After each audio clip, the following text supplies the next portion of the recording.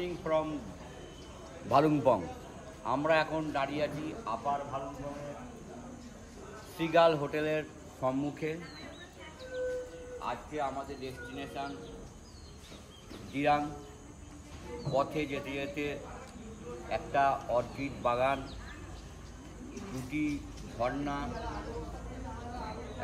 একটি army camp, দুটি valley এবং একটি মনস্ট্রি পড়বে। উল্লেখ করার বিষয়, এই মনস্ট্রিতে আমরা আজকে রাত্রি যাপন করব।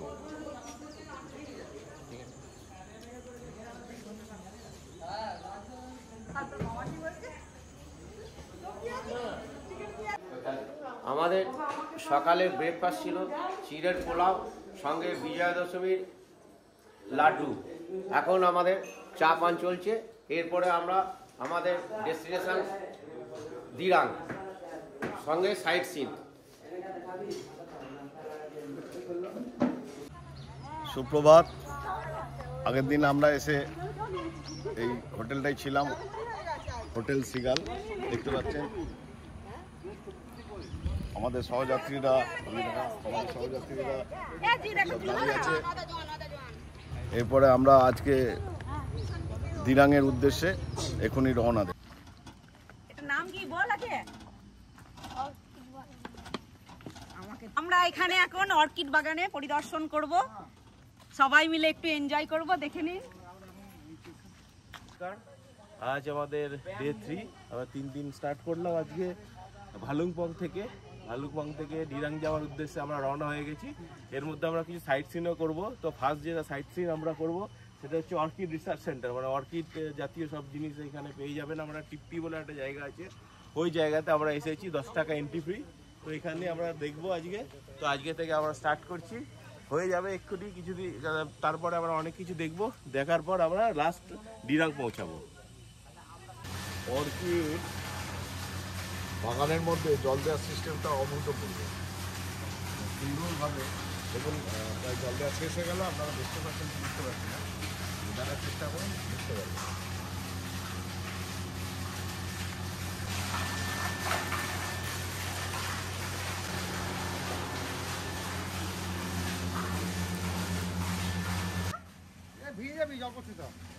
না, বন্ধ আছে, জলটা দেওয়া ঠিক ছিল।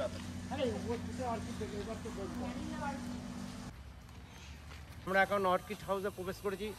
মনোরম সৌন্দর্য, এখানকার প্রাকৃতিক সৌন্দর্য দেখার মতো। আমরা খুব আনন্দ উপভোগ করছি। এই গাছগুলো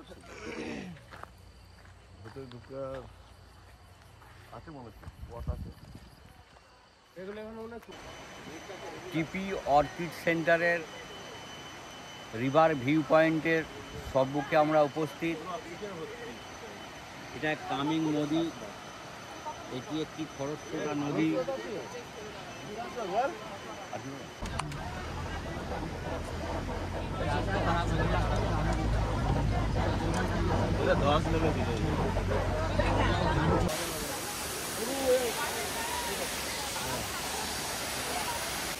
আমরা এখন নিচিফোলা ওয়াটার ফলসের সামনে দাঁড়িয়ে আছি। আমাদের সারণিক পরিবারের সকল সদস্য প্রচুর এনজয় করছে।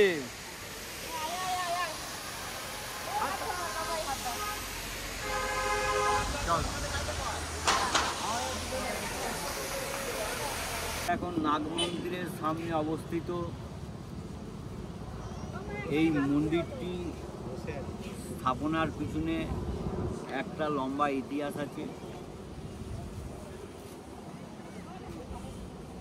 রোড ট্রান্সপোর্ট অথরিটি যখন এই রাস্তাটি বানাতে গিয়ে নানা রকম বিপত্তির সৃষ্টি হয়।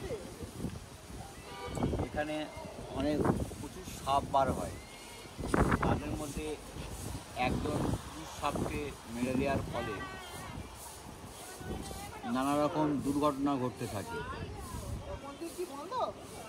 তাই দেবীকে সন্তুষ্ট করার জন্য এখানে একটা মন্দির স্থাপনা করা হয়, তারপর থেকে সব বাধা বিপত্তি কেটে যায়।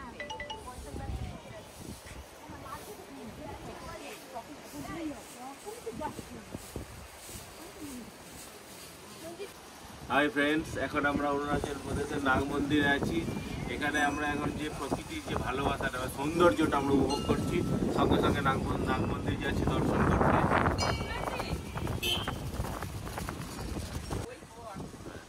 আর অরুণাচল প্রদেশের যে প্রাকৃতিক সৌন্দর্য, এটা বারে বারে আমাদের হাতছানি দিয়ে যেন যাচ্ছে মনে হচ্ছে। আমরা আবার অরুণাচল প্রদেশে আসতে চাই, তারপরে আরও অনেক কিছু উপভোগ করব, দেখব। আর এখন চলছেই আমাদের ট্যুর, তো চলছেই, চলবে এখনো 7 দিন ধরে।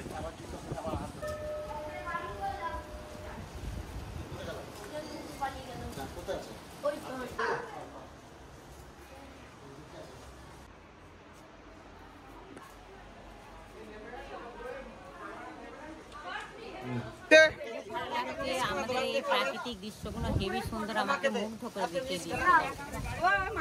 কেমন লাগছে? কেমন লাগছে? কেমন লাগছে? আমরা এখানে নাগ মন্দিরে এসেছি, খুব ভালো লাগছে। কেমন লাগছে? খুব ভালো লাগছে। নাগ মন্দিরে এসে মনটা ধন্য হয়ে গেল, যেন আবার অনেক বছর বছর আসতে পারি, এটাই আমাদের কামনা। আমরা বোমডিলা বাইপাসে লাঞ্চ করে এবার দিরাংয়ের উদ্দেশ্যে রওনা দিচ্ছি। ওখানে আপনাদের সঙ্গে দেখা হবে। আমাদের লাঞ্চের মেনু ছিল ভাত, ডাল, মাছের মাথা দিয়ে পটল, কুমড়ো, আলু দিয়ে তরকারি আর কাতলা মাছের ঝাল। খুব সুস্বাদু রান্না, খেয়ে সবাই আনন্দ করেছে। আমরা এখন দিরাং মনীষীর পথে রওনা হব। আমাদের লাঞ্চ এক্ষুনি কমপ্লিট হলো। লাঞ্চ খুব ভালো লেগেছে আমাদের খাবার। আর এক্ষুনি দেখতে পাচ্ছেন আমরা চলে এসেছি, জাস্ট আমাদের পেছন দিক দিয়ে মেঘ ভেসে যাচ্ছে, এত বড় পাহাড়, একটা সুন্দর দেখতে লাগছে, সিনিক বিউটি। সবাই আছে, আমরা সবাই এনজয় করছি। ঠান্ডাও পড়েছে, সবাই নিজের সোয়েটার সব বার করে পড়ছে, ঠান্ডা লাগছে সবাইকার।